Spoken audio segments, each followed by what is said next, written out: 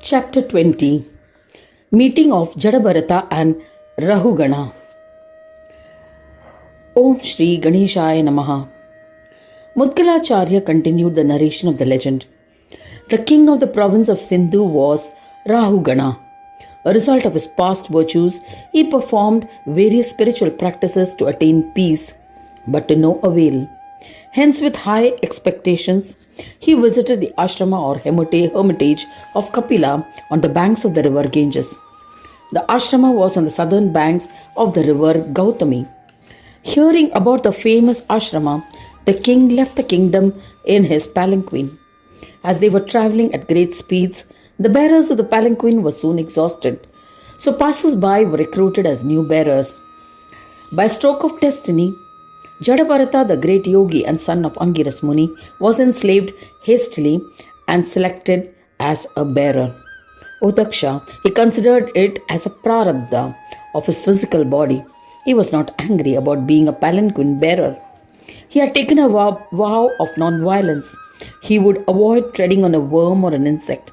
He would look before placing his foot on the ground so as to avoid stepping on any insects. As a result of this, the pace of other bearers slackened, and the king sitting in the palanquin was enraged due to the jerks he felt.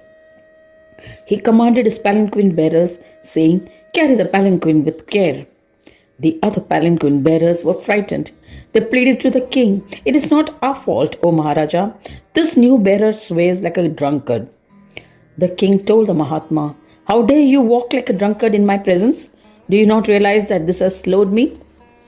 Jada Bharata realized that the king was rushing the bearers and treating them disrespectfully, as he was in a hurry to meet Kapila Muni. He thus considered the king worthy of the knowledge of yoga. Hence, he authoritatively imparted the knowledge as he thought appropriate. He said, "The world is a creation of Maya and is illusory. Everything in this world is non-existent and the cause of confusion. How will a king be able to recognize a person's true nature? We are beyond all dualities. There is no king, however valiant, who can punish us. How can I abandon the path of yoga for an imagined fear? How can I become subservient to you? You speak out of ignorance." Having said this, the son of Angiras, Jada Bharata, sang bhajans of Ganesha and continued to bear the palanquin as before. When the king heard his great words, which reflected the knowledge of yoga, he was frightened and alighted from the palanquin. When he saw the filthy Brahmin clad in rags, wearing the sacred thread, and his face shining with the divine luster, the dutiful and noble king Rahugana immediately performed Sashtang Namaskar. He stood before the knower of Dharma with palms joined in reverence and said, "O merciful Brahmin, please forgive me for my offense. I committed a sin out of ignorance. Please tell me, O Brahmin, who are you?" "You appear to be an Avaduta."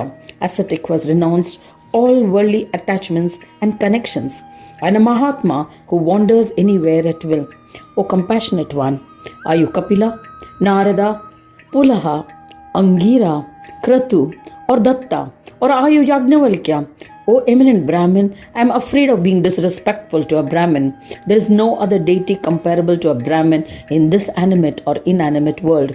A Brahmin is like an image of the Lord. A Brahmin is a bearer of all karmas, knowledge, and mantra. When the gods listen to a Brahmin chanting the mantra, they receive their share of oblations as food. There is no doubt about it. Any donation given to a Brahmin bestows the donor immortality. It has been said that Brahmins exist to uplift mankind. The Devas are subservient to mantras. When a mantra is chanted, the Devas are invoked. Karmas, yajna karmas, that are bereft of mantras are devoid of merits. The world is dependent on karmas performed. Thus, a Brahmin is the main foundation of the world.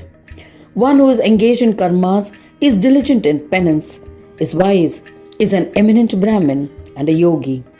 They are the redeemers of the world. A Brahmin is a guru who imparts knowledge to all. A Brahmin is truly Brahma. There is no doubt about it.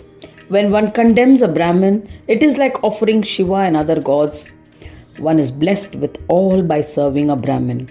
When the gods like Vishnu and other chief Devas have fallen into disrepute, it is because of a Brahmin's curse. that they are compelled to incarnate. They were also instrumental in reinstating them to their positions. Hence, O eminent Brahmin, O intellectual one, I am afraid of the wrath of a Brahmin. O Brahmin, tell me, who are you? I do not fear Vishnu, Shiva and other devas like this.